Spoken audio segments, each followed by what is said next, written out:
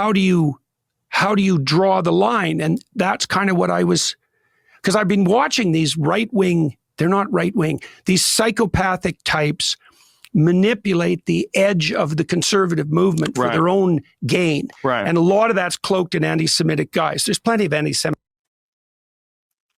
So, okay.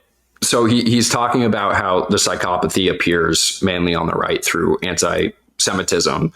And again, he's alluding to various conversations that have been had on social media about like the Christ is King controversy with Candace Owens and stuff like that. And I think that the problem I have with this is I don't think that the definition that he put forward for these psychopaths, earlier he said they are Machiavellian. They have Machiavellian traits, and they sort of like put on a cloak to take advantage of certain movements for their own personal gain and for these, basically power moves. I don't think that this is limited just to anti-Semites on the right. I think that the problem is that this Machiavellianism appears on all sides throughout the political spectrum. And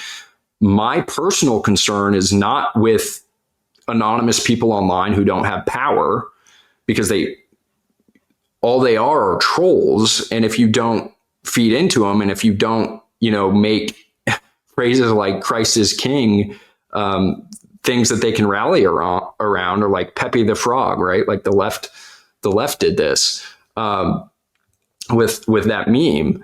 Like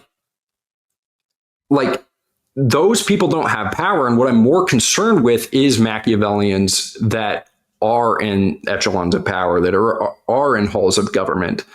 And I think a solid case could be made that psychopaths, based off of his definition, are also among the neoconservative right.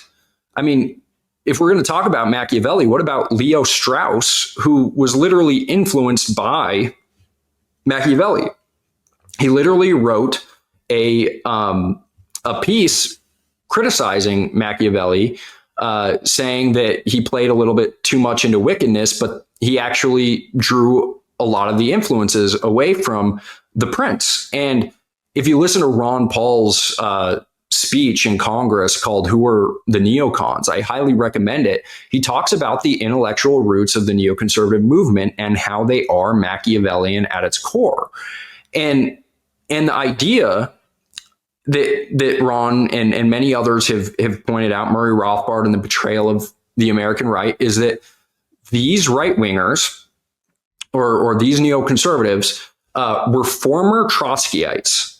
Irving Kristol famously was a former Trotskyite who became a Republican, who put on the face of conservatism, who really put on this cloak of conservatism to basically take advantage of the right and move them toward a more interventionist foreign policy during the Cold War that de-emphasized free markets and limited government and things like that in exchange for interventionist foreign policy. And that was the neoconservative movement. And Murray Rothbard in The Betrayal of the American Right talks about how William F. Buckley advocated for a totalitarian bureaucracy on our shores during the Cold War. And I highly recommend looking this essay up or reading The Betrayal of the American Right. William F. Buckley, in making an appeal basically to the libertarian right, is saying, yes, I agree that we need limited government. Yes, I agree that we need, free market economics and all of these things. But so long as the Soviet Union is a thing, we need to compromise, and we need to be able to have a strong bureaucracy with surveillance and all of the bad things that come with it. That was an argument that William F. Buckley, famous neoconservative of the National Review, made. And so if we're going to start to play these games about psychologizing and attributing certain psychopathic traits to certain people, fine, we can do that. But these are people with actual power that have previously gone to war, have led the American right to believe that we need to go to war with Iraq. They destroyed Iraq. They destroyed Syria. They destroyed Afghanistan. They are in the process of continuing to destroy Yemen. And now they're saying, after all of that track record, that we need to go to war with Iran as well. And I find it extremely insulting that people like Thomas Massey, Dave Smith, people like myself who don't want to spend more of our blood and treasure on another war after the suicide rates, after being more than $35 trillion in debt in the United States, having significant inflation, that I detest the idea that people like Jordan and people like Douglas Murray are flirting with, which is that if I hold that belief that I don't want to go to war with Iran, I'm somehow also an anti-Semite, because that's the problem that these people are. That's the game that Douglas Murray is playing, and I think Jordan Peterson is kind of flirting with it too, where he's attributing the psychopathy that I will concede maybe 4% of the population are psychopaths, and maybe they do take advantage of certain movements. They glob onto certain movements like the non-interventionist right, and they use it for their own aims. The problem is when you group in people like Thomas Massey with the rest of those people. That's a terrible tactic, and it needs to be called out. And I just find it insulting. And further, my point isn't to set guardrails on the neoconservatives. My point isn't to say, oh, these are psychopaths and they want to destroy all of these countries. They want to weaponize the American foreign policy for foreign policy, or American government for foreign policy aims. My point isn't to say that we need guardrails and we need to shut down conversation. That isn't my point at all. My point is actually that we need more conversation, and that we need to go on platforms like Joe Rogan's so that they can be exposed, because I do believe sunlight is the best disinfectant. And this is a belief that the intellectual dark web, like Jordan Peterson, Ben Shapiro, Dave Rubin, and all of these people used to stand by. Again, with Bill C-16, when Jordan Peterson was being accused of being all of the things, he was being accused of being sexist, a transphobe, and all of these things.